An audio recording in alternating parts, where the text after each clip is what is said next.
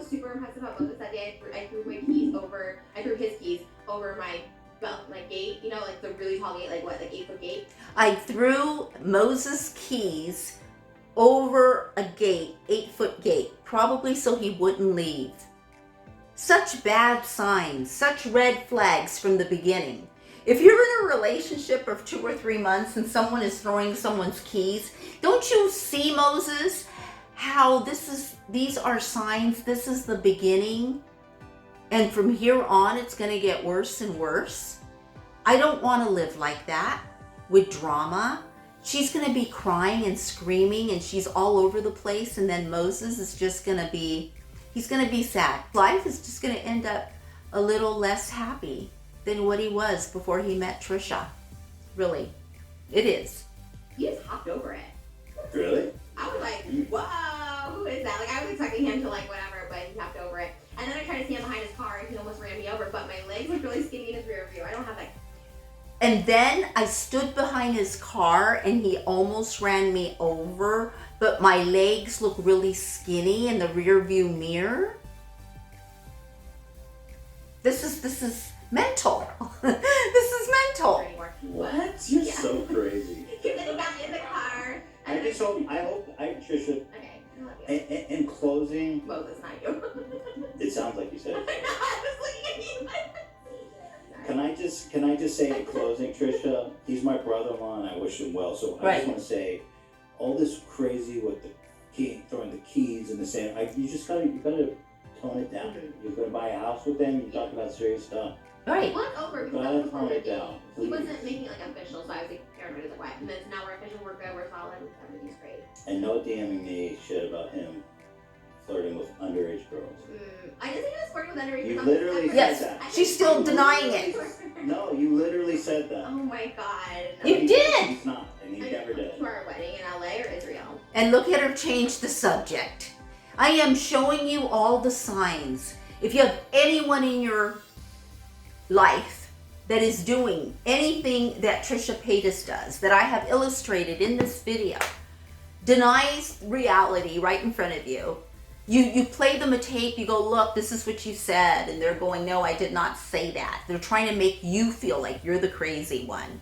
They always have to segue into a different subject, like she does. These are some red flags for you to look at and say, I know, I really, really love this person, right?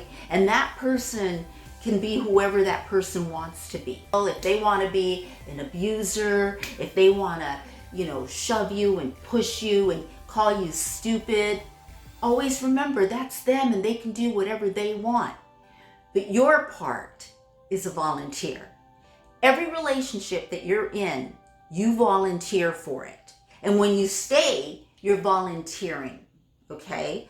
So I hope Moses watches this. I hope he understands that the signs are always at the beginning. I think that it's interesting that when they were in the middle of this 12-hour key thing, of Trisha not giving you the key so you can't leave or whatever the situation was, I hope you see that this is the beginning of something that can go really bad.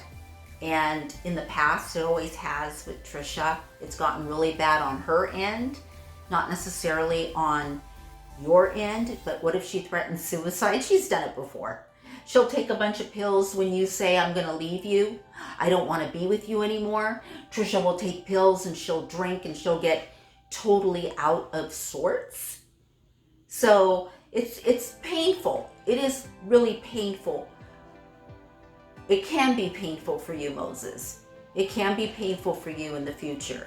And I'm talking to you and I'm just letting you know that just be aware. Just be aware. And you know what? Enjoy the love. Enjoy the time that you have, the happy times that you have with Trisha. And know that you can leave her house whenever you want. And I know you're probably thinking, well, duh, yeah, I already know that. Sure. But did you? Did you when she had your keys for 12 hours? And the fact, this is to Moses now, you know what's really weird about Moses though? The fact that he had sex with her while they were angry with each other, and it would have been different. I wouldn't be saying this if after that, Moses, you had forgiven her, you had forgiven the situation, and you weren't angry with her anymore. But she just stated that you were still angry with her afterwards. That's a problem. And that is your problem, Moses. That's you. You have an issue. If you're going to be angry with someone and then you're going to, and then after that you're still angry with them, that Trisha should have an eyebrow up about that. Because what is that about, really? What is that about? The only thing that I can think of that comes in my mind, and there's a lot of different things that it can be, but the only thing that I can think of is that Moses has some weird thing where, you know, he's doing it to her with a different intention, maybe at that time. Like, you know, thinking that that act was something completely different than lovemaking. Because if it was actually, you know, I just want to with you and forget the whole thing, and then afterwards you've forgiven her, you guys can have a conversation about it and go on, that's different. But the fact that Moses, you were still angry with her, that's something that you need to look at and really examine. You guys, what do you think? I want your ideas down below. I really, really tried to be fair and impartial, and I'm just sharing my opinion. That's all it is my opinion. And yeah, it's just interesting. So I think I'm gonna go ahead and do that other video. And I wanna know what your thoughts are on Ethan and Trisha and this podcast, and Trisha's perhaps being abusive towards Moses. Can you leave your thoughts down below? I love you, and thanks for watching, and I'll see you in my next video. Bye. Don't forget to subscribe. Okay, bye.